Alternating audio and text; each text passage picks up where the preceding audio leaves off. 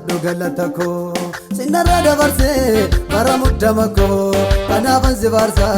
fudhu galata koo kanaafan si faarsa fudhu galata koo kanaafan si faarsa fudhu galata koo kanaafan si faarsa fudhu galata koo kanaafan si faarsa fudhu galata koo.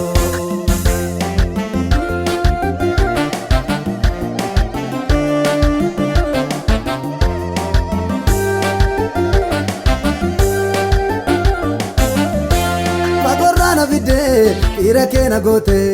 gatii koo hundumaa fannoo irratti murte yaadadhee tan faarsa gatii gochaa keeti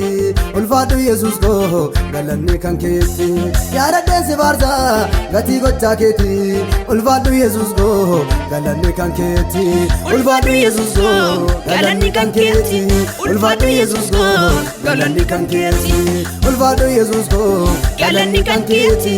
ulfaadhu Yesuus koo galanni kan keeti.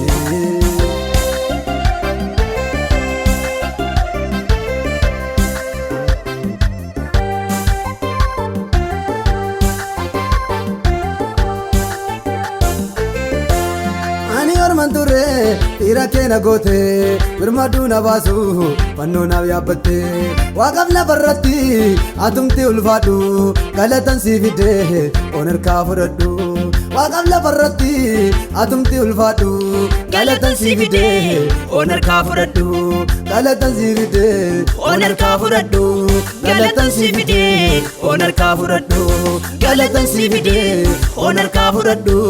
galatan sii fide onarkaa fudhadhu. Sinarra dabarsee bara boo'icha koo kanaafan si faarsa fudhu galata koo sinarra dabarsee bara muddama koo kanaafan si faarsa fudhu galata koo kanaafan si faarsa fudhu galata koo kanaafan si faarsa fudhu galata koo kanaafan si faarsa fudhu galata koo kanaafan si faarsa fudhu galata koo.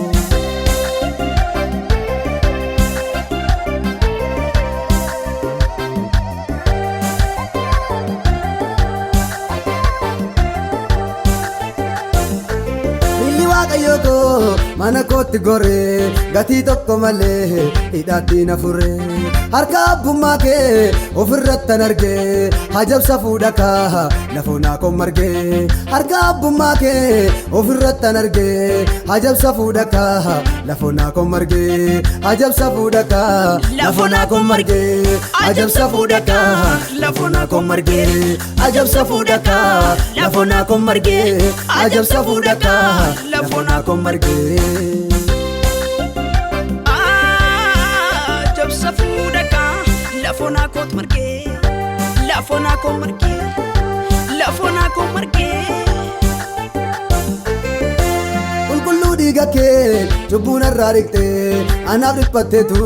dhimma koo xumurtee qooda koo falmittee hojiin kee dinqiidha faarfadhu sin baasu